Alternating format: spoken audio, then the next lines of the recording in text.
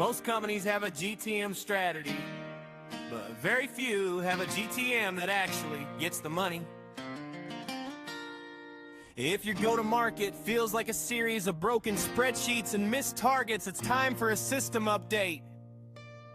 Welcome to GTM, get the money live. I'm Chris Ryan and I'm Leah Parillo, your hosts, and we're here to install the operating system for your revenue.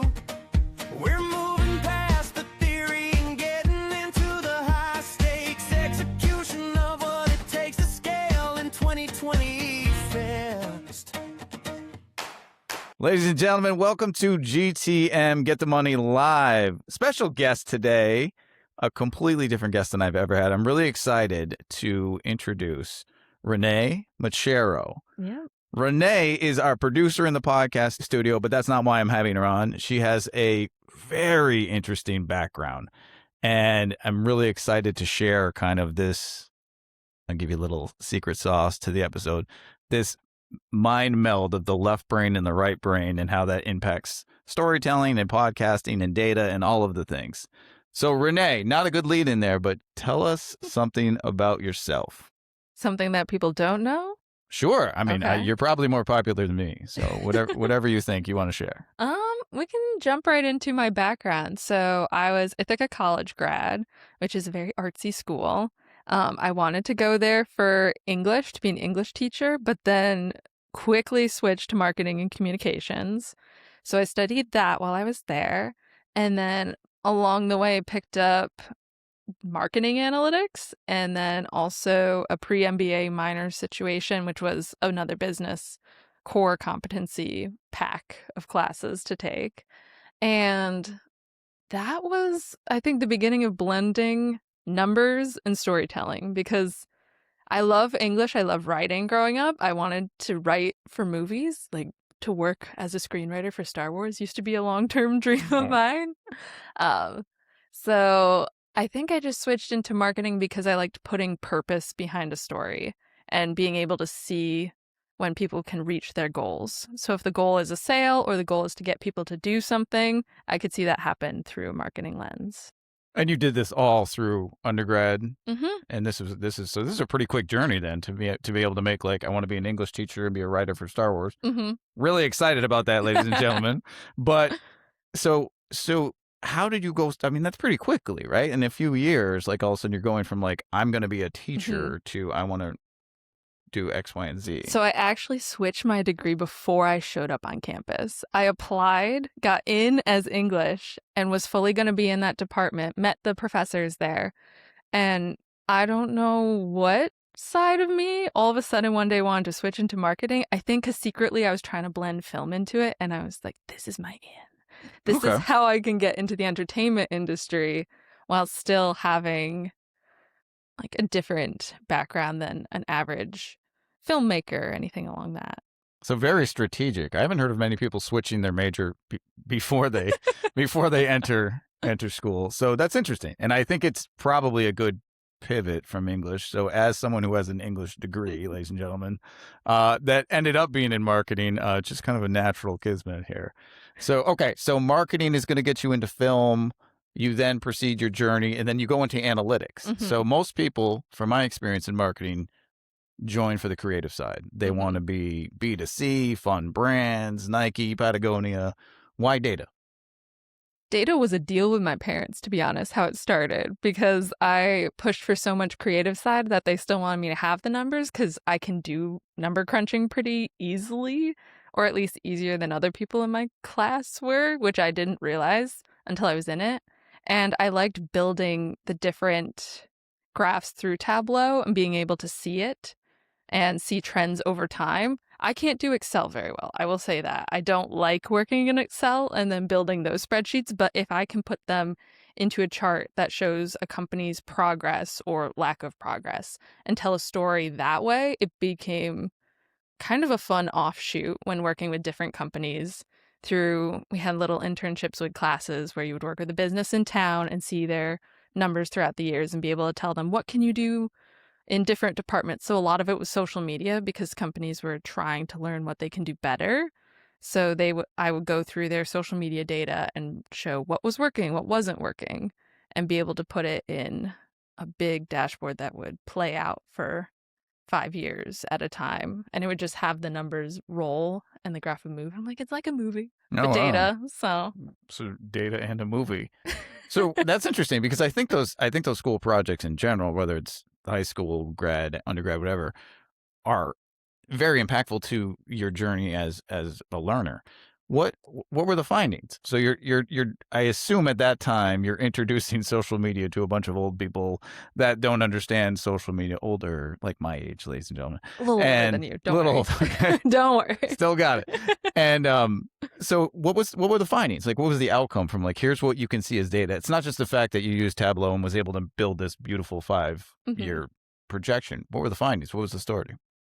It was finding trends of types of posts that would work that people didn't believe were working, maybe because they thought it was boring, but you'd have to go and say, this number is proving that you're actually getting traction from it. People are going to your website based off of the links that you're providing or how you're telling the story through the video, if it was a reel or anything like that. There was also a lot of comparing other companies in the industry and how they were performing versus what was working within the company. So much NDA things that I remember through. We don't need to share the company. But no, I mean, as a marketer, I get that. And I think, like, marketing in general is always the blend between art and science, we say. So data is super important. And I think even with our company, we find similar trends where, like, they see something that's, like, fun and they're like, oh, this post is really working because everybody liked. What they don't look at is that everybody liked the post that was their grandmother and their aunt, not the people that they're trying to do business with. So, okay. So telling the story. All right. This is making much more sense now. So I like this. Thank you for sharing this. Yeah. Okay. So we have this college journey. We completely throw a 180 before walking into school. We go from English to marketing data, back to storytelling because the data is telling the story. I like that your parents kind of pushed you in that mathematical area. Nobody likes Excel. Not a surprise. Fine takeaway for people there. Sorry. So, okay. My mom's an accountant, and that was sad too. I was going to ask what the profession was, but yeah, I figured it was something around those lines. Then you go into podcasting, and we'll talk about the other aspect of you because she's a very dynamic individual. But why podcasting? I think even with data, I found that posts that were doing well social media-wise were ones that told the story of the people in the company. And it's showing why they're so passionate about it. That's like the biggest thing I've seen reoccurring is when people are able to show their passion, whether it's video or audio, then everybody's almost on board watching it because you're excited to see what other people are excited about and you want to watch their journey. So doing that I was a YouTube watcher growing up. I liked early 2000s, 2010s vloggers because they were predictable and they always had a show coming out weekly. And so I would just watch their content on repeat. And then I forget the first podcast I ever saw. I think it was somebody who was a YouTuber who then started her own show. And there was something about the process of she did audio only. And then she had a goal to be video. And that immediately hooked me into her journey because I wanted to see how long it would take and what she wanted to grow into the video aspect. She was building a set behind the scenes and explaining that process. And it was almost a way of creators being able to make a dent into the film industry because they were creating a show that basically can now compete with a TV show or reality TV. And that was when I was first interested in it. So my friend and I, we would buy microphones and start to try to record, and we both get embarrassed because we didn't know what to say or have a concept of a show. We just set up a camera, have 2 microphones, be like, okay, we're here. Let's go make a theme song, actually, or a logo, and then not actually record a show. We had more fun building it. And then in college, it was in my grad year, we had an opportunity to do a practicum project where it was just a full year. You could do anything in the entertainment sphere. And so I pitched a podcast because it was my excuse to have funding go towards something, have a dedicated year to work on it, and have other people keeping me accountable that I would have to post things and have a dedicated outcome at the end. 2 questions. Mhm. What was the name of the podcast? Up to Full Power. Okay, what was it about? 3 questions. Uh-huh. So it's about the mindset of wanting to start something, but how you have to change your attitude to actually get there and work towards it.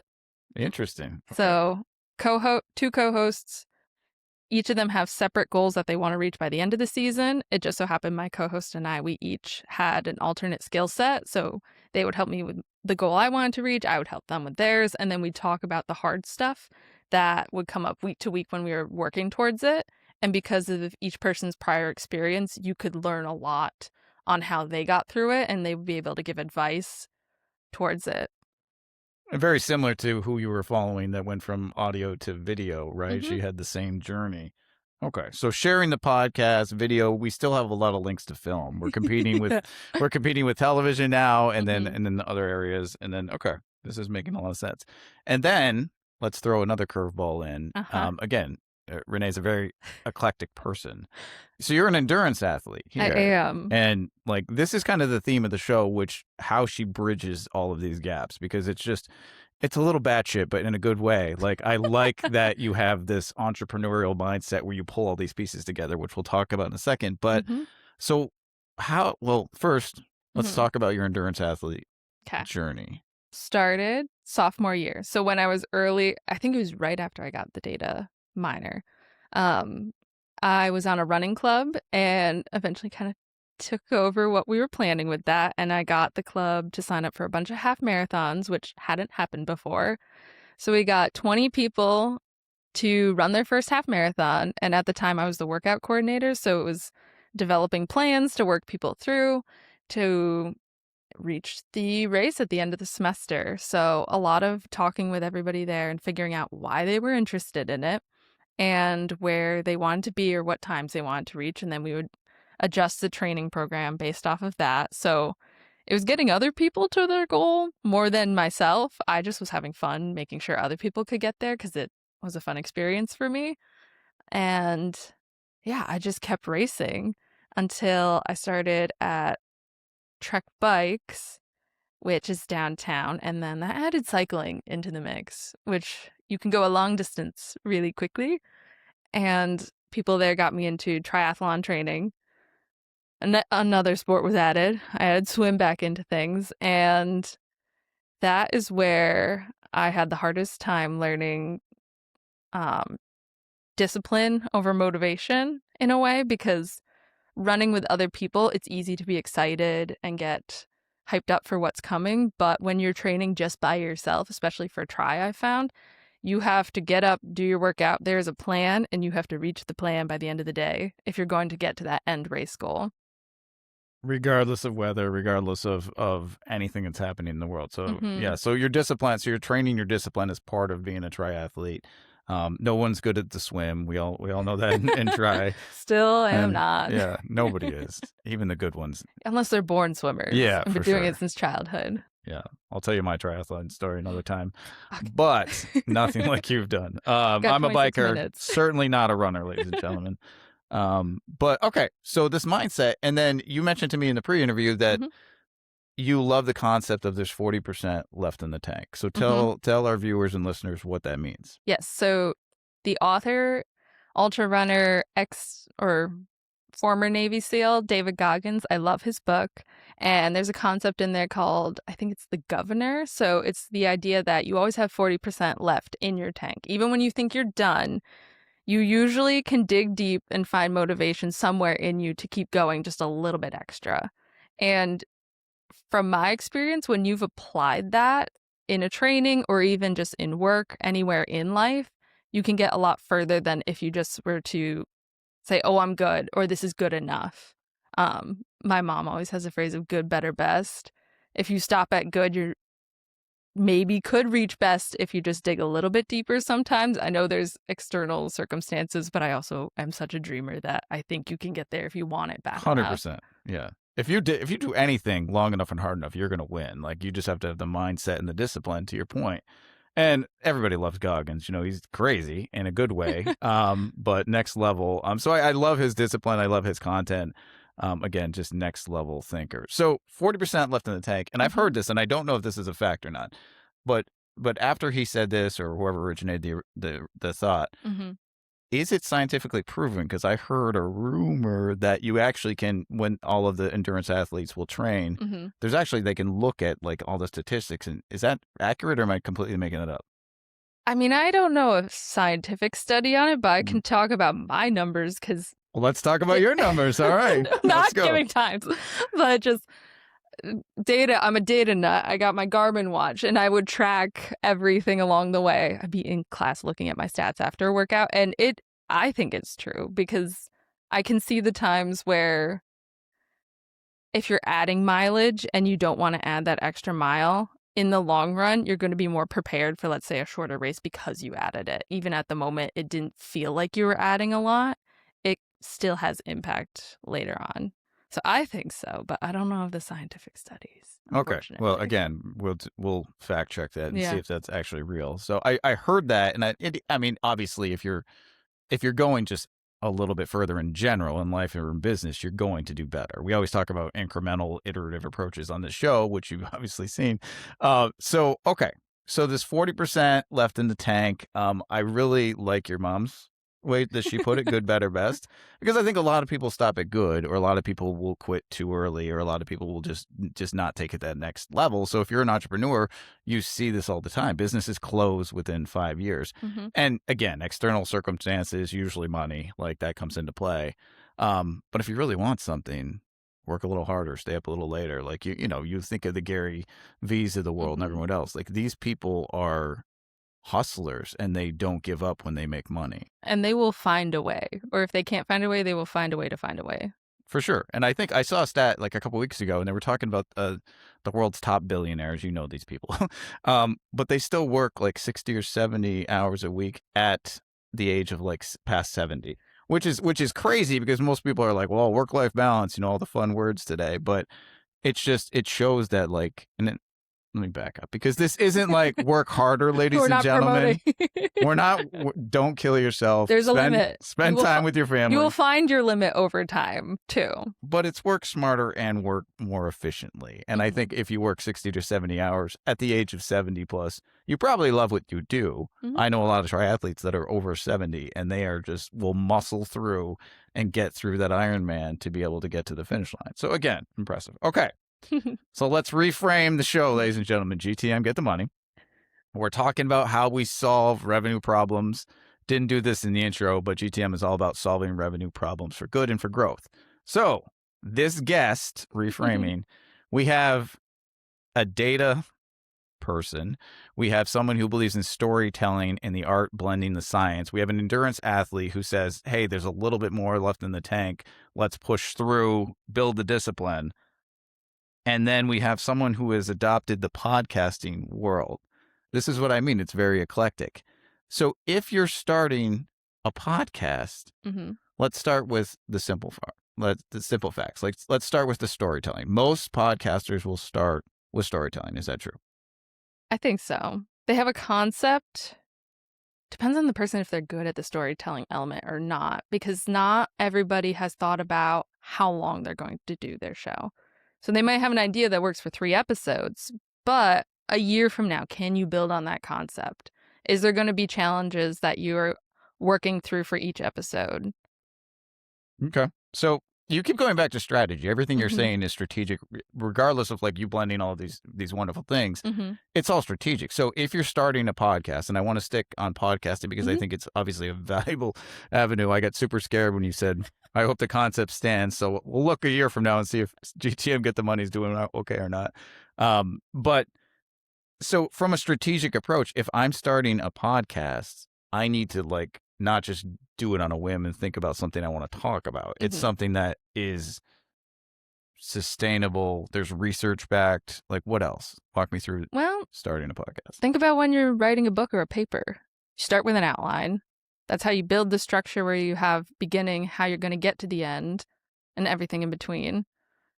And then through refinement, you can build out that story, and each iteration going back to it is at least for me, I found when I can add the creative part. Creative doesn't come to me first usually. It'll be that one spark of an idea, and then I'll build the structure. And then each time I look at it and I have more time to look at it, that's when I get more creative with it. So you almost have to wait and put time towards coming up with more ideas, at least in my case.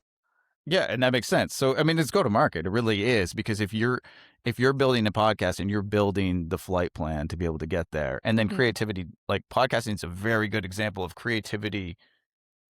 It can't necessarily be planned. So, for instance, like this show, I have no idea what points are going to come out of this that are going to be valuable for our audience. Short answer is a lot, ladies and gentlemen. But you can't pre-plan that. Like, you can talk about topics and themes and trends and pain points and all these other things, which is the strategic part of the show. But the creative part of the show is like, what did we talk about? What were the really like take home aha moments that were valuable? So, okay. So starting a podcast, I build the outline. I like that metaphor. We're going through, we build the podcast. Data obviously comes into play. Like, you got to see if the show's working, not working. So talk to me about your show started after you outlined. How do you tell if it's successful? I hate to pull the cliche, but what is success to you is a little bit of it in the beginning, because it's such a long game, in my opinion. If you're going to go for a whole year of content or further, it's going to take time to build an audience, because they're learning about you and what you're interested in. And that, for some people, when you meet other people, it can happen overnight or in one conversation when you really hit it off and everybody can see that energy back and forth. But that isn't guaranteed every time, especially if you're working with guests. As I've seen, like, every guest is different, and sometimes people mesh better or they might not. But either way, you're building that trust in the host that they're going to deliver on their set topic or choice of idea every time. Gotcha. Okay. So I like that you reversed it and said, what does success mean to you?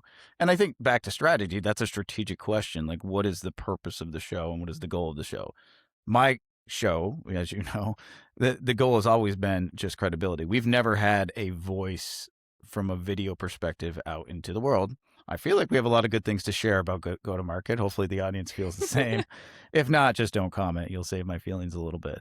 But data will help you see, the minuscule of like which episodes are working, how are subscribers, where are people dipping off of the show, and I don't honestly pay too much attention to the data portion of it as I should as a marketer, but I don't, because my goal is credibility. I hope people just get some value out of this and it helps them solve some revenue problem. That's enough. If they want to do business with me, hopefully the discipline and hopefully, the continued engagement will help them get there. Like, hey, Chris seems like a pretty cool guy. Let's talk about him. Or he sounds like an idiot and I don't want to talk to him. Either answer is acceptable. I'm cool, ladies and gentlemen. What's your goal with having fun, though? With having fun. Having fun being creative on your show. I do joke around quite a bit. So we can talk about all of the your AI intro audio. Song. Yes, I do love my intro song. See? Creative. I don't even really like folky country music, but it worked out and it's a really good jam. So anyway, if you get past the first 15 seconds, I'm happy. So good job. Okay, so data science. So let's talk about the 40%. So now we overlay this with, we have the creative, we have the storytelling, we have the data backed. Let's talk about the 40%. What can podcasters do to go from good to better to best? Be consistent, I think, is one of the biggest ones. It seems so small, but if your audience is building up an expectation over time that you're going to launch something weekly, that's an expectation that you want to deliver to them. So there was a study I looked at the other day with Riverside that I think 44% of podcasts don't make it past the first 3 episodes. So people will start, have a great execution that they put all this time and energy into, and then they might get burnt out right after because they achieved what they wanted, but within 3 episodes. They didn't keep it going after that, or they got so tired because it is a lot of work to fully produce each episode. So as long as you know what your level of comfort is in the beginning, you can build up that comfort level to get more and more intense with your editing or add video to it. But you have to start at a manageable level for yourself and know what that line is. And then you can keep adding that little percentage over time to see where it will grow, but start where you're at in the beginning. Makes sense. But 3 episodes does not make sense to me. I don't know a person on the planet. Like you get a gym membership and you don't go back. You go more than 3 times. Mm. I would hope you go more than 3 times at least. And get even the people that just tried this, for New Year's resolution, God bless them for trying. But the 3 episodes is shocking to me. And I'm curious, like, is it, How this is a long? sidebar. So Yeah. many Like, is it, videos. do they get burnt out because they're like nervous how they look on camera? It's probably a myriad of It's reasons, but probably so many. Half of it could even be just building a setup. They don't like the setup. That is something that translates into my bike past of if you don't like the equipment or your setup, you're not going to want to do it. So if you have just anything in front of you at your disposal to use, but it makes you uncomfortable or you don't feel the most confident in front of the camera because maybe it's not the best camera and you don't think you look okay in it, you're not going to get excited to use it. So sometimes, to me at least, it is worth that investment of building things you are happy to use and happy to work with because it makes the whole process a little bit easier. But they always say that too, like be comfortable when you're on camera. And this is probably film and TV, not my world as well. But I think, again, I elect to do this in your studio. I like to like have a podcast here. It's much easier for me. It's much more professional than if I did it at home. But I would say the large majority of podcasts are from people's computers at home, which are fine. Yeah. But I don't know. To me, you run the risk of like the dog running in or, something else happening. But I don't know if I would be more comfortable at home or here, to be honest with you. So I've battled that for a long time when I thought about starting a show because for me, spaces have purpose. So if I'm home, let's say I was recording in an office room, that studio now in my mind, that's now a studio. I wouldn't want it to be completely personal. Here you can take yourself out of the equation and this space is not personal. What happens within the space is what the show is, but the space is not a reflection of me. I don't know. That's a weird way to put it. it's not a weird way to put it because I think I kind of have the opposite opinion because I think now that I've done every episode in this studio, I'm hesitant to do an episode elsewhere. I was like, we were down at a conference and I was like, there were some GTMers there and I was like, let's do something. I was like, well, wait a minute. Like, not technology aside, like we can figure that out. But still, I was like, well, wait a minute. My show is branded in this studio with the yellow chairs. And I think that's important. And I'm with you. It is consistency. And you think a lot of the good podcasts, look at TED Talks, not even podcasts really, but it's all branded the same. You can spot it from a mile away, even on social media where everything is different. Like, these chairs. Right. These from chairs. Anywhere. No, you know them from Get the Money, ladies and gentlemen, not from anywhere. So, okay. So consistency. All right. We digress. My fault. But I think it's helpful to talk about podcasting in general and then the purpose of how we're going to tie this back to revenue. So you mentioned 3 episodes that people stop with podcasting. Now, you also mentioned that podcasting is a long-term strategy. So should people understand what that means before going in? Like, when you say long-term, again, what does that mean to people? Is that a year? Should I start a podcast with no end in sight? This is never going to end. That is honestly one thing that I get scared of is putting an indefinite end on things because that will build so much pressure you might not ever start. So a year is a good benchmark, but also 3 months could be a benchmark for somebody who's very new to any of this equipment, having to talk in front of people or in front of a camera. But having a little bit of a goal to reach, set a time limit and figure out how you're going to get to the end of the time limit. And then you'll honestly probably be so excited you keep going and you'll have more creative ideas, but you'll have your pattern set that you're comfortable with. And then you keep building that comfort zone. So long game fits each person. But if you don't think ahead, you might get a little worried, where is it going to go? And also get overwhelmed. Like if you're flying by the seat of your pants every time, that's stressful too. Okay, so measure, again, be strategic about how you're going to launch this. Go for a year, add 40%, obviously, just so we have that as our goal. But realistically, like my aspirational goals are to just continue this forever. Life will change. I'm sure this won't last forever, but right now it feels like it is. But logically, I said I'm going to do 52 episodes and let's see if this idea like jives with people. Like, is it going to vibe?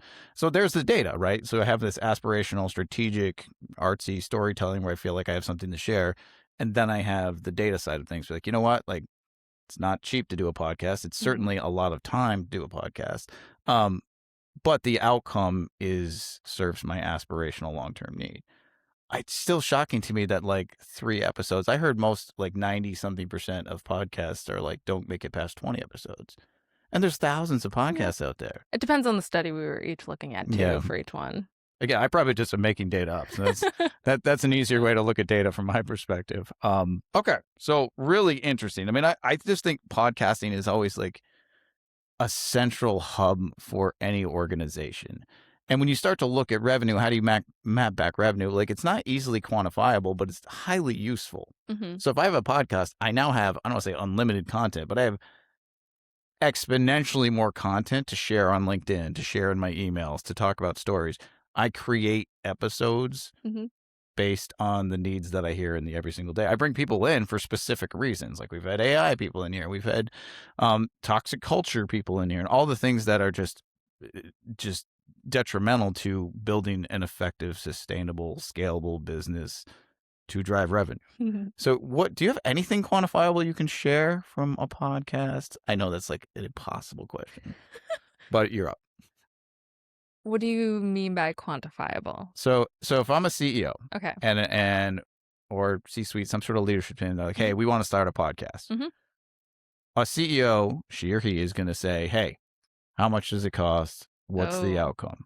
Okay, well, it's going to take a lot of time. There's going to be an investment. We're going to have to do some research. We don't actually know the output until it's put out into the ether. What can I expect as a CEO for a return? So you mentioned things that are less quantifiable, but authority, trust, relationship building, brand awareness, a lot of like top of funnel, meaningful, very important parts of growing a business. But is there anything quantifiable? Like, if I do 50 episodes, and I know the answer to this already, my business is going to grow 10%. Is there any data that you would know that impacts? Not that I could probably share unless it's a case study from something. But it also depends on if you're going to eventually run ads in it. That is quantifiable. Good point. Because ads in podcasts, people are more likely to act on them. So about 76% of people who have seen an ad are going to either go to your website or click on the link if it's a social post, and they will take some action step towards whatever you're pushing them towards. And that you can either have ads that are directly tied to your business, or you can go into the whole Google Ads world, which is a little more randomized, but still has impact. So if you want to measure ROI, CEOs, then you need to use measurable tactics to be able to figure out what those are. And I think it's kind of the same conversation when you talk to people about branding, right? You're just having the conversation like, do the work, it's going to build. This is why Coca-Cola still spends billions of dollars on branding. But it's really hard for CEOs, especially CFOs, which are always like, what am I getting? I was like, you're not buying pizzas. This isn't an add to cart purchase, ladies and gentlemen. Like, this is an investment in your future and building content and thought leadership. So again, I know it's an impossible question, but I do want to say, like, you mentioned case studies. There are case study after case study after case study after case study of people who got into content in general that are now multi-millionaires, billionaires because of content. Now, maybe they just got into it like Miss Rachel. I have a 2-year-old, so she's very prominent in my world, but she makes millions because she tries to help people and help children and help families. And I don't think she went into it from a revenue purpose. I think because she created really good content. And you see that with all the major influencers of today. Like, they're doing it because they love it, but they're also doing it for revenue. So again, I think I hate to just tell people like you have to believe in building content and video, but would you agree with that? I think I would, because a lot of the content creators I watched, they grew up almost on YouTube, and a majority of them would say over and over again, now that they are in a pool of success, that they didn't start it for the success. They never dreamed that they would get that far. And the cards kind of fell that way, just with the way YouTube was building at that time. But they also put in the work and the effort to keep moving through and keep building their channel with what was working or what wasn't working and responding to their audience. So as much as they say it randomly happened, if they just stopped, it wouldn't have happened. But it was a little bit of just believing in what they wanted to tell as far as a story, and people agreed with that story and helped them get to where they are now. And the discipline to continue down. I mean, Mr. Beast is he's a good example. I don't know anything about Mr. Beast, but he's a good I know his story, and it's a good example of like he was a teenager and said, I'm going to do this someday. And he had the mindset and he had the belief to do so. And now he's whatever. I don't even know what he's worth, but marginally more than I am, which is nice.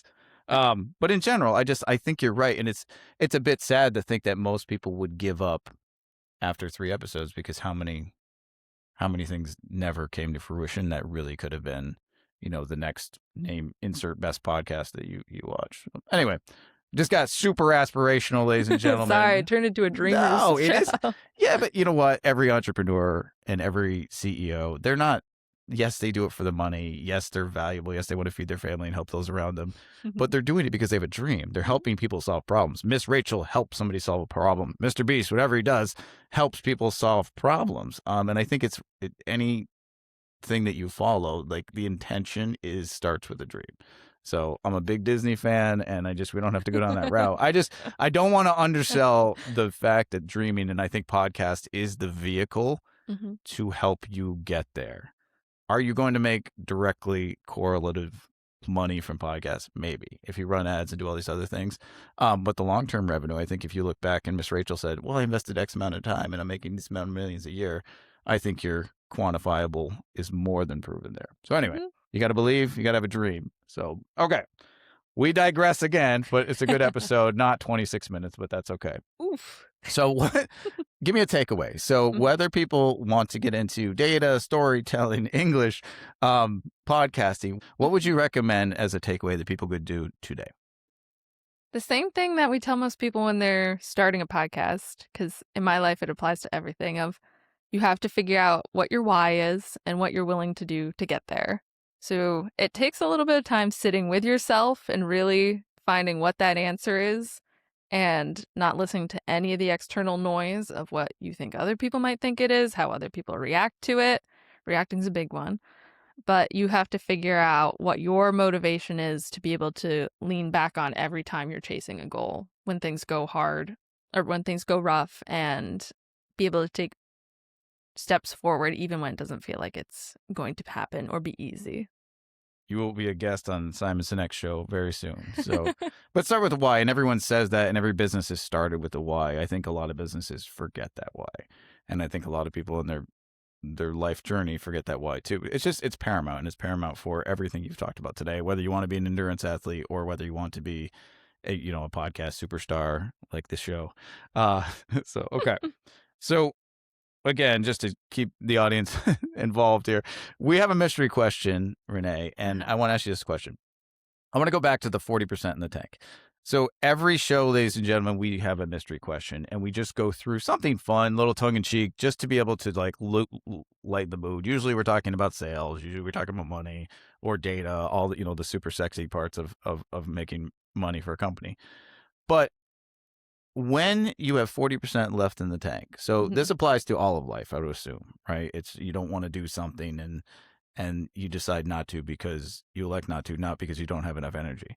So name one thing that's you procrastinate on a daily basis that you have more than 40% left in the tank that you just refuse to do. It could be anything. I mean, honestly, I could think of a lot of answers, unfortunately. A lot of answers are acceptable. So. Silliest answer is fold and put away laundry. I do all the work to get to that step, and then as soon as I hit that, I'm like, I don't want to anymore. You don't want to. And I'm an organized person, so that's surprising for me. Okay, so laundry. That's a silly answer. Other ones would be